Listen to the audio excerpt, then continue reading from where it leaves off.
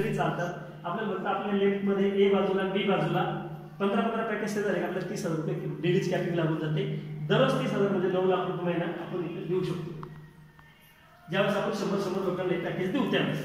अशा प्रकारचं हे टेक्नॉलॉजी आहे आणि मुलांच्या बाबतीत लोक केअरफुली असल्यामुळे लोक याला परचेस करतात। आपण व्यवस्थित जर समजून घेतलं आणि व्यवस्थित सांगितलं तर लोक ठीक आहे म्हणतात, द्या आम्हाला गरजेचं आहे, आमचा मुलगा तर हुशार होईल। काही लोक म्हणतात आम्हाला बिझनेस पण चांगला आहे, आम्हाला बिझनेस पण द्या। काही म्हणतात आम्हाला बिझनेस नको, वेळ नाही, पण आमच्या मुलासाठी। असं कुठल्याही मार्गाने लोक याला परचेस करतात। दुसरा पार्ट पुढे जाऊन याच्या, समजा ह्या वर्षभरात एखाद्याचं नाव घेतो कोणतरी, एक सोनवणे सर आहे, सोनवणे सरांचं नाव। सोनवणे सरांनी आमच्यासोबत हा बिझनेस स्टार्ट केला।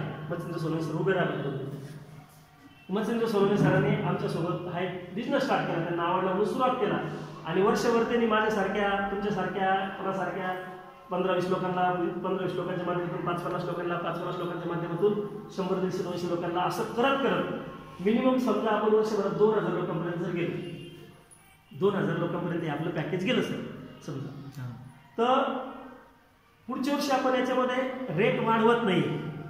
जो आज 8,000चा पॅकेज आहे आपण त्याला 25% डिस्काउंट देतो, म्हणजे पुढच्या वर्षी परत 7,000 डिस्काउंट वाढवून घेतात, लोक वाढवून घेतात, पण आपण 25% कमी करतो। म्हणजे समजा आता ही मुलीनं 8,000चं पॅकेज घेतलेलं आहे, तिने परचेस केलं, पैसे 7वीला, आता हिला पुढच्या वर्षी तो 6,000ला मिळणार आहे। 8वीला गेलो, उलट किंमत वाढली पाहिजे, वर्ग वाढला तर किंमत वाढली पाहिजे, आपण 2,000 अजून कमी घेणार आहे। जो तुमची मुलगी 10वीला आहे तिला तुम्ही 14 वर्ष लावली म्हणजे 15,000 यावर्षी भरणार आहे, पुढच्या वर्षी तुम्हाला 18,000लाच मिळणार, 4,000 तुमचे 25% डिस्काउंट देतो, म्हणजे आपण उलट कमी करून देतो।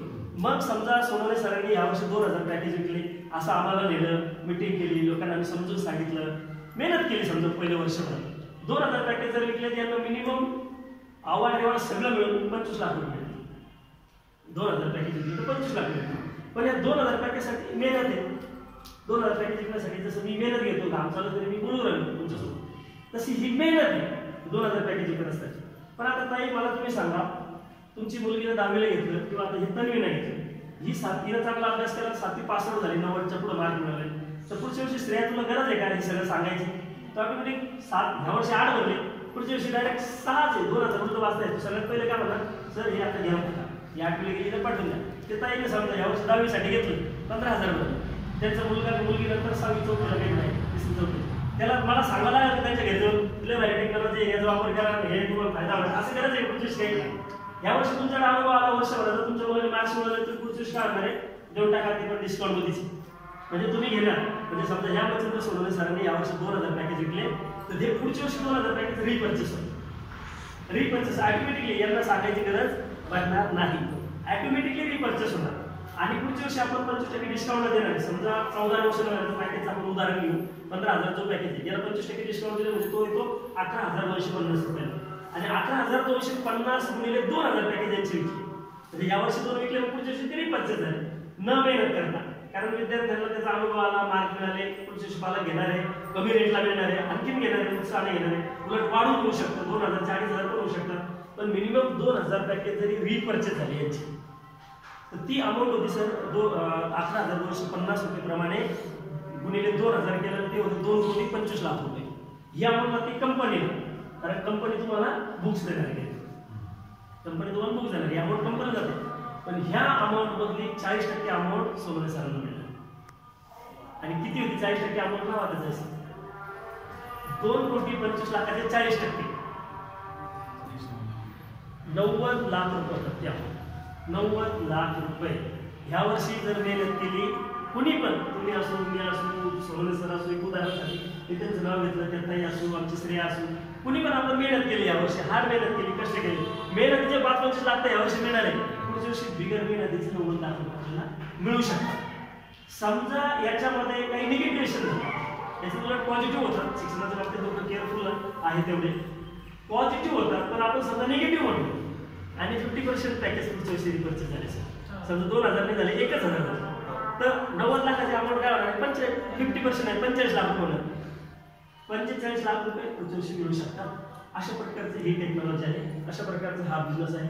करायचा ठरला तर खूप मोठ्या लेवलवर आपण करू शकतो, आणि हे नंतर आता समजा 2,000 पॅकेज परचेस झाले आणि पुढच्या वर्षी 90 लाख मिळाले समजा सोनवणे सरांना, मग त्याचे पुढच्या वर्षी विद्यार्थी संपले का बरं? ते विद्यार्थी घेणार आहे ना 7वीचा 8वीला, 8वीचा 9वीला, 9वीचा 10वीला. आतापर्यंत आपल्याकडे 10वीपर्यंतचे कोर्सेस आहे. पुढे आपण 11वी 12वी MPSC UPSC JEE नीट हे सगळे चालतोय. म्हणजे हे विद्यार्थी रेग्युलर रिपर्चेस करणार आहे. म्हणजे जोपर्यंत विद्यार्थ्याचं पूर्ण शिक्षण संपत नाही तोपर्यंत आपल्याकडून हे पॅकेज घेत राहणार आहे. आज तो आपल्या सोबत आला, आपल्यासोबत जॉईन झाला, नेक्स्ट टाइम तो आपल्या म्हणजे त्यांनी कसंही मागितलं त्याचं बेनिफिट आपल्याला मिळालं.